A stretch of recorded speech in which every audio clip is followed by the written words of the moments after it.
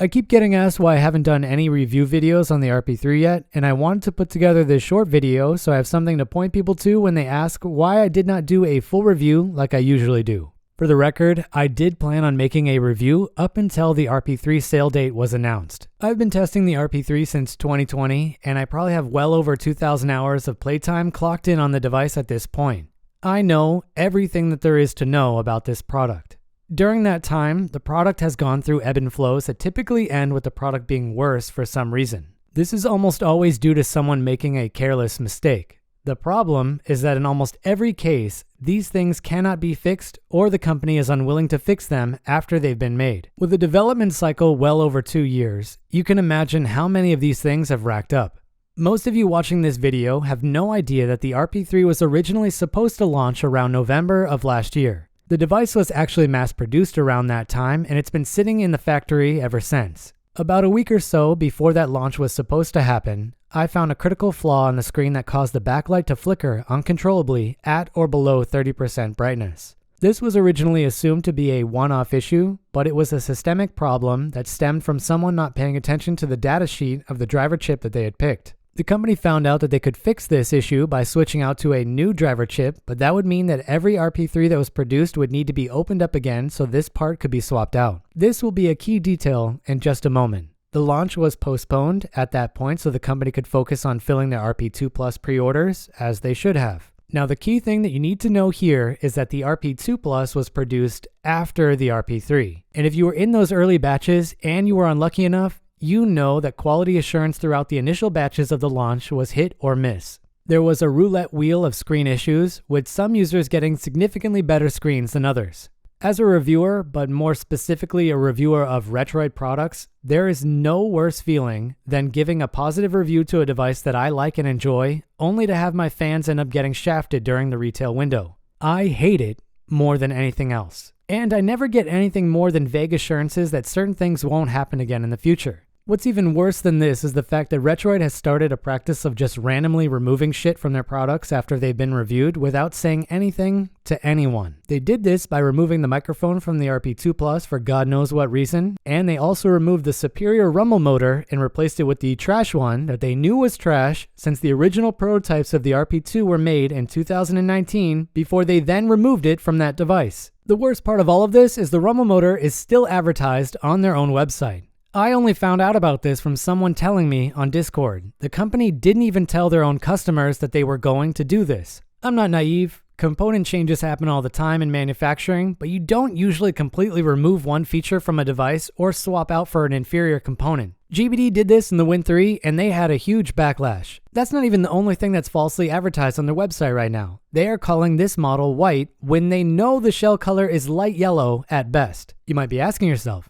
then why is it called white? Well, it was supposed to be called snow, and it was supposed to be pure white like it is in the rendered image that you see, or this prototype RP2 that I have. The problem is that somebody color corrected the plastic shell in a dark cave and ended up verifying a light yellow plastic instead of pure white, and this was only found out after they already bought and manufactured thousands of white shells. So basically too late to be fixed, or mei banfa in Chinese. It is around the time of the third RP2 Plus batch that the company said they instituted a better QA process, and at least from my point of view, I didn't hear about as many issues as I had during the first 2 batches. So, smooth sailing. Once the company completely caught up on all of their RP2 Plus pre-orders, the topic again shifted to selling the RP3. My main concern that I voiced at that time, and still did up until the moment the RP3 went on sale, was what happens to the original RP3 devices that were already manufactured? Those devices were made before the company had a quote-unquote better QA process, and my belief was always that there should be a high percentage of those devices that would fail a QA test that I would do, or that customers who buy the device after seeing one of my videos would do. But again, I got reassurances.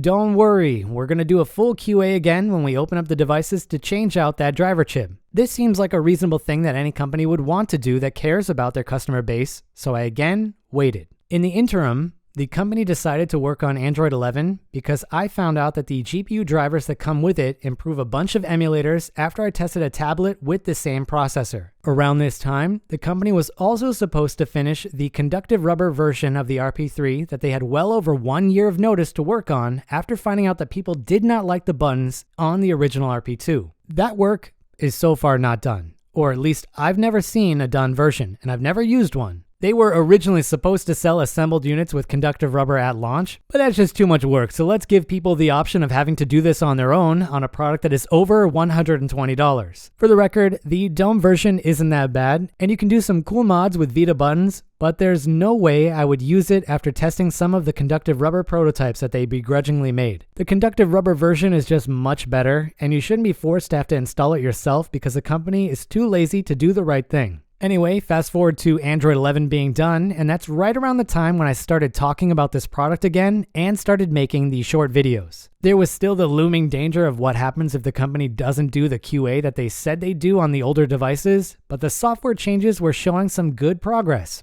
A bunch of things got improved quite a bit, and some emulator developers that I am friends with ended up making killer updates to their apps that greatly benefited the RP3. But there was still a lot of work that needed to be done in the software and a lot of configurations that were outdated from the 2 Plus. Not to mention there are a lot of bugs that currently make the device a lot worse than it could be. The last bug that I attempted to try and get fixed is one that will kill any actively running process that the system decides for you that you don't need to be running on your device, and there's nothing you can do to stop it. The problem is that this can even kill some emulators on an emulation handheld. I got the runaround on this for a few days with one of the engineers that made the system essentially acting like this doesn't happen when the boss of Retroid decided that he didn't want to wait any longer to fix any software issues so he could start doing the RP3 pre-order and start collecting pre-order money by selling off the stock that's been sitting for half a year. The idea is that the software issues could at least be fixed in OTA. Now, if you know me, you know this is a non-starter.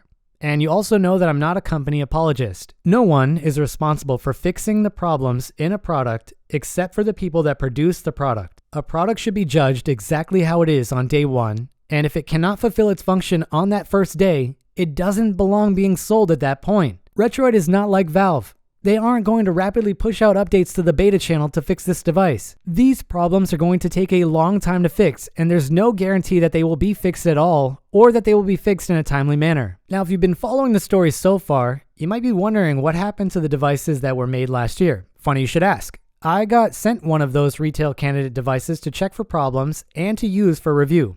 That device is right here. After using it, I kept asking why my brightness slider did not work, and I kept being told it was because I wasn't on the final software version with all the changes to the new driver IC. When they finally got around to giving me the final software version, which is the one that I used to find the aforementioned software issues, I found the brightness slider still didn't work. Come to find out, the factory botched whatever process they were supposed to do to swap out the old driver IC for the new one that doesn't have the flicker issue. Not a great sign in a device that was supposed to prove to a reviewer that you have improved your QA process. There are other problems that are more obvious that they should be able to find easily if they want, but these are enough red flags for me, and it should have been enough red flags for Retroid to take pause and reevaluate what it is that they're doing. I am a product person, and I like companies that make good products for the sake of having a great product. I think if you care enough about doing a good job at something, you will find whatever reward it is that you want. In this situation, Retroid was just too careless and too carefree far too often. The worst part of all of this is that this is the 4th product in a row where we are still going to be playing screen Russian roulette,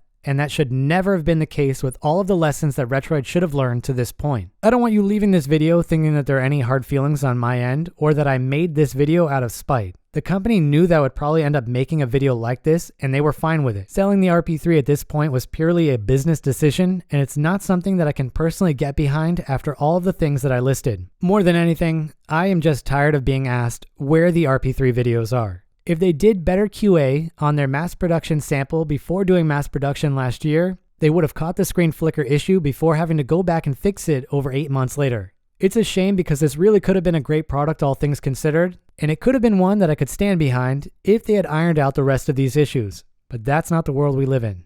Happy gaming, everyone. Taki out.